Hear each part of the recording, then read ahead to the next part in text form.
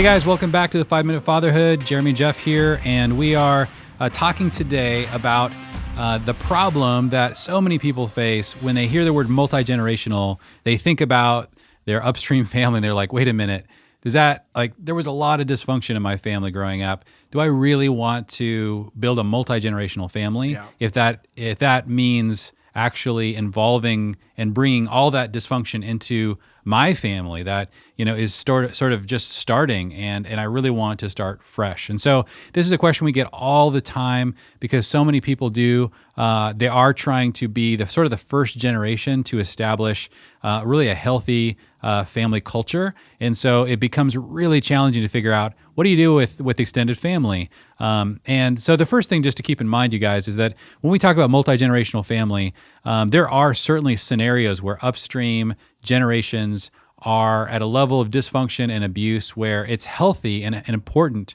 to create some strong, clear boundaries with that generation. By the way, that does not mean that you can't build a multi-generational family, because you can focus your attention on the downstream generations. Our model for this entire conversation around being multi-generational fathers is Abraham, and he had a very dysfunctional upstream generation. Yeah. If you want to read about it, it's in right at the end of Joshua. Joshua actually confronts Israel and says, guys, you don't want to we're sons of Abraham, not sons of Terah. That was Abraham's dad. He was an idol worshiper, and Abraham left that dysfunction behind. And so sometimes we oftentimes ask people, are you an Isaac and Rebekah generation or an Abraham and Sarah generation? Isaac and Rebekah generations are really, second, third, fourth. They're in a multi-generational stream, and they are really building on the foundation that was laid by generations in the past. And if you're an Isaac and Rebekah generation, you're constantly thinking about, well, how do we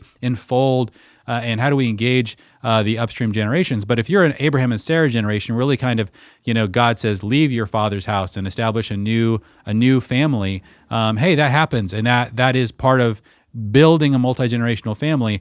And you guys are just as much a part of this project of what it means to be a multi-generational family as an Isaac and Rebekah generation. And so that is something we want you to encourage you guys to understand, that is part of what a lot of people are dealing with. But I'd love to ask you, Jeff, that's all sort of really high level, big picture. But the reality is, grandparents come around and they want to spend time with their kids, and we want to figure out ways to honor them and not resent them. But there was maybe some really tough stuff that happened. And so how do you talk or think about how to deal with that? Yeah, when everyone approaches with these kind of questions, what I try to tell them and encourage them with is everyone has a different story, but you also, no matter where your family falls, aunts, uncles, grandparents, some other people from out of, that live states away that you barely know in your family, don't run from your story. That has to be core. Don't run from your story.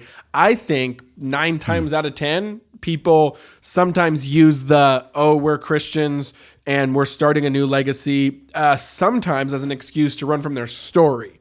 Now, that's different than maybe just saying you need to live in health, saying you need to maybe sever some ties for relational health. But I feel like that's such a more like red panic button that doesn't need to usually be used, in only 1 out of 10 times does that need to be used, the severing.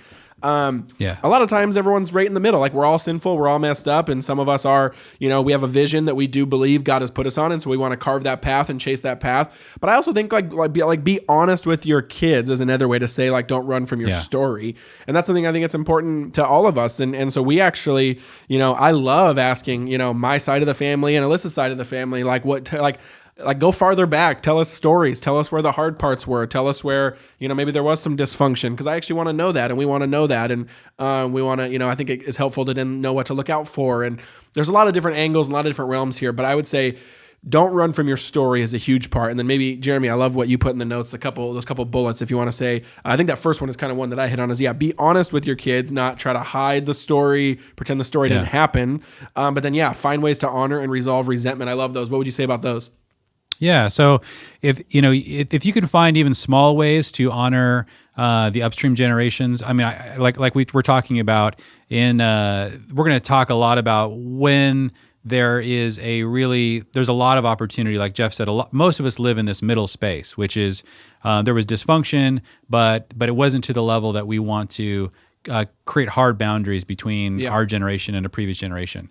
That's a very difficult thing to do. It should be something that you should only do in extreme circumstances, but there are circumstances that warrant it, and we want to be sensitive to those of you guys who are in those circumstances.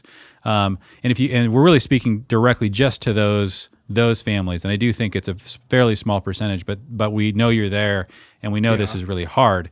And so resolving that resentment is really critical. I like what Jeff is saying. Tell the full story to your kids as they're getting older.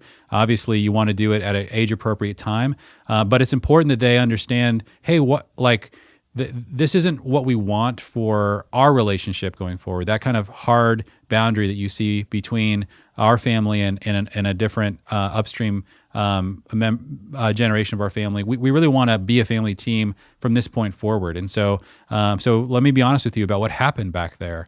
And part of what we're doing is in this generational attempt at growth and health is we're trying to restore our family line. And so part of what that looks like is for us to start a new sort of chapter in the family story. And I like what you're saying, Jeff. We don't erase the previous chapters. That's a really boring story, right? The story you want to see is a story where we did go through as a family really, really tough times. But that's the legacy that you guys are trying to build by saying we want a new chapter, and you want to involve your kids and help them see kind of where they fit in the family line and in the restoration that is happening in your family line. And so talking about that, casting that vision, bringing your kids into that. And then if God were to open doors to those upstream generations as you're growing, get more mature, get healthier, get more healing, then that obviously is even a better story to see that restoration really happened there. And we always want to encourage any movement that direction. But we understand those hard lines, and this is maybe one way to think about how to continue to really be motivated in the progress of your multi-generational family when you're trying to absorb or be the first generation coming out of a really, really tough and potentially destructive chapter in the family story. What's up, guys? Thanks for watching another daily episode of 5-Minute Fatherhood. Couple quick announcements. Did you know we have a free Facebook group for dads out there who watch these videos where we talk about these videos and the content? We do lives, we do Q&As, we encourage one another. Link down in the description. We'd love if you request to join and be a part of the community. It's awesome, it's free, and we can't wait to meet you. Secondly, boom, you hit this button right here, right there. Did it work? I don't know if I timed it well, but you can hit the subscribe button so you can actually see these daily videos when they actually come out and get them straight to your inbox. It would mean a lot to us if you hit the subscribe button. Let us know if you do, because we do random giveaways for those who are subscribers, and they let us know. We love you guys, and we'll see you tomorrow.